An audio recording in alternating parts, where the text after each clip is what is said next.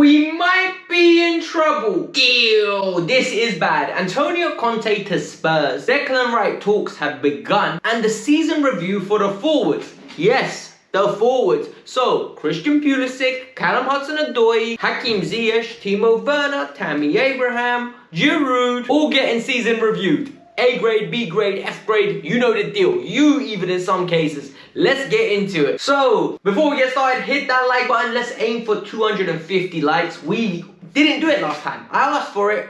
You guys didn't do it. Come on, help a brother out. The views are up. Everyone's watching the video. You guys are watching 50% retention, by the way. Whoop, whoop. Thank you very much. Much appreciated. But like I said, in the comments below, what do you think of disappointment for Spurs? Conte to Spurs, mad ting. That's what I'm going to say. Absolute mad ting. Give me 3 words of your reaction for Conte going to Spurs. The story we're going to begin with, though, is Declan Rice. Mr. Fabrizio Romano has reported, once again, let me say it one more time for the people that Fabrizio Romano has reported that ongoing talks have begun between Chelsea and Declan Rice's camp. We already know the deal. The board rate him. Frank Lampard rated him. Apparently Thomas Tuchel rates him. The only issue here is there's a big boy fee assigned to this brother's head. Personally, I think the fee is ridiculous. They're asking in the range of between 80 and 90 million pounds, not even euros, pounds, sterling, moolah, big sum of money, all right? I cannot believe this. This is ridiculous at this moment.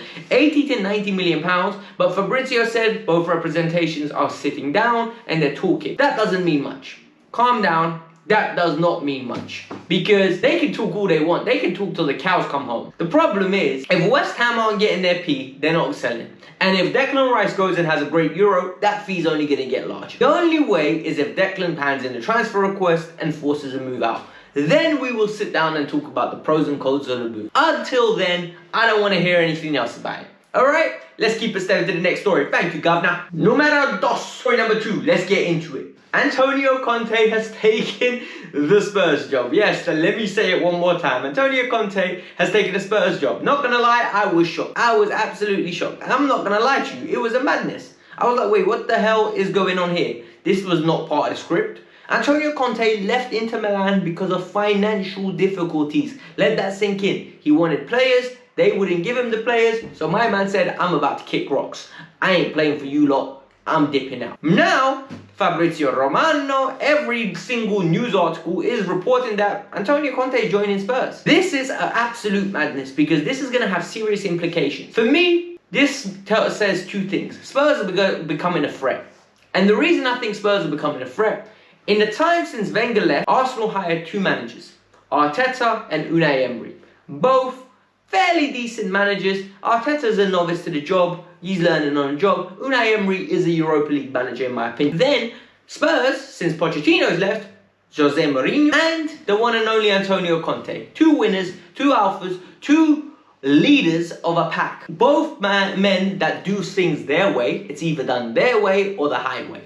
They're very volatile, they're very explosive. Spurs are going for the audacious route, in my opinion. They are going for, we're going to win at all costs. And for me, Antonio Conte knows how to get the best out of dead teams. Spurs will be a threat next year. With the potential sale of Harry Kane, they will generate around about 130 million pounds. That money will be reinvested into a potential Romelu Lukaku to Spurs. Don't count it out. I've been telling you guys how much Romelu loves Antonio Conte, how much he absolutely adores the man. So what makes you think he won't go and want to play? If Kane leaves, that happens. If Kane stays, win-win. Either way, Conte will be laughing and they are a threat next season. I'm sorry, but it's true. Now, we're going to start grading the boys. We're going to grade the boys on their performance. We're going to start with the one and only Christian Pulisic. Christian Pulisic was a C+ for me this year. I think Christian Pulisic underachieved, but because I expected a bigger performance from him. I thought number 10 jersey, this man was going to play consistently, but his injury problems are not leaving him behind. Consistency still seems like an issue. I still feel like he's on the periphery of a lot of games. So for me, a C+. Callum Hudson-Odoi gets a C+ once again. I thought Callum Hudson-Odoi was going to take a step in the right direction for me this year. The problem is, first half of the season under Frank Lampard, whether it's due to limited opportunities or whether he was getting opportunities,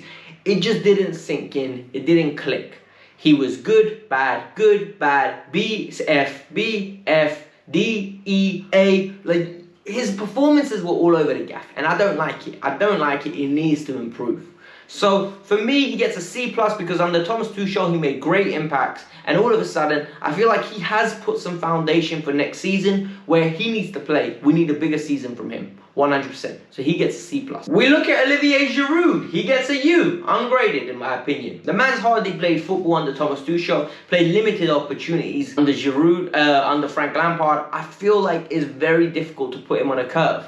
I think it'll be very unfair for me to actively sit here and guess a grade for him. Personally, I can't think of a grade for him. I don't remember Giroud playing for the club that much. The only thing I remember from this season from Giroud is the 4 goals against Sevilla. But other than that, the man's hardly played. Like, if you look at his return, it's very limited, and I think it's unfair how much he's played. I really do. Tammy Abraham. This one is going to upset a lot of people. I think Tammy's been a C-. I think Tammy has been fairly average, and he's been mediocre this year. He started the season decent under Frank Lampard, and it looked like he was going to get a partnership going. The partnership was going to start flourishing with Timo Werner. There was goals, but then it dried up very quick. Tammy had one of the worst performances I've ever seen against Spurs. I remember that game because it still gives me nightmares against José Mourinho. I think we finished 0-0. Tammy should have buried a couple chances. He didn't, and it was a terrible game. But under Thomas Tuchel, he got 2 or 3 opportunities, and he played himself out of the team. Evidently, Tuchel wanted to give him a chance, gave him a few starts, but Tammy's performances weren't up to par. So for me, I would give him a C-, and I think it's time for him to move on. That's my personal opinion. Mr. Kai Havertz. Kai Havertz gets a C+, B-. The reason Kai Havertz gets a B- is because he actually came up in the clutch.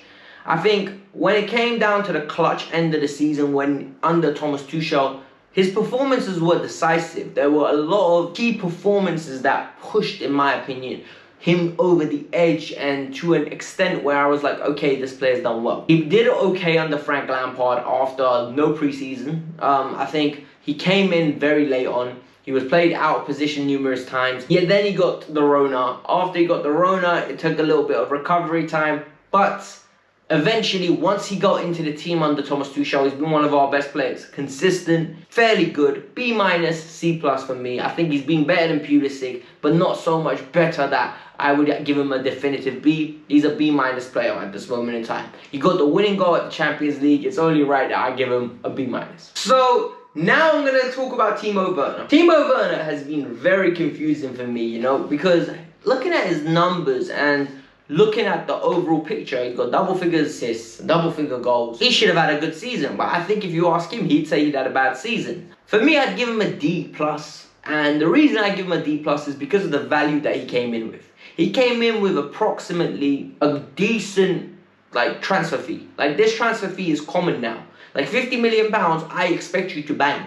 And he didn't bang. He actually was fairly poor throughout the season. He didn't impress me at all. His touch was worse than I anticipated. His link-up play was worse than I anticipated.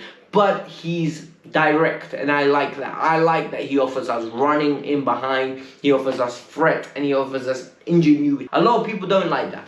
But he's different, and I think it's something that we need in the squad. So we can't sit here and lie now. We don't need that. I don't know what you talk about. So for me, I think stop talking nonsense. He gets a D+, but he needs to improve on next season. The reason he gets a D is because I expect more. I really do. Mr. Hakim Ziyech. I'm about to upset a lot of people because when it comes to Hakim Ziyech, I think his grade is gonna have to be an F. And I'm sorry, this is a 27-year-old, 28-year-old coming into the Premier League. I understand it's been a difficult season for him, but the fact that his output has been borderline one of a youngster, the fact that he's had numerous opportunities to play under Frank and under Thomas Tuchel, he's been very poor. He has been ridiculously poor, in my opinion. He's been an average signing. Maybe even a poor signing. I think he's been a poor signing.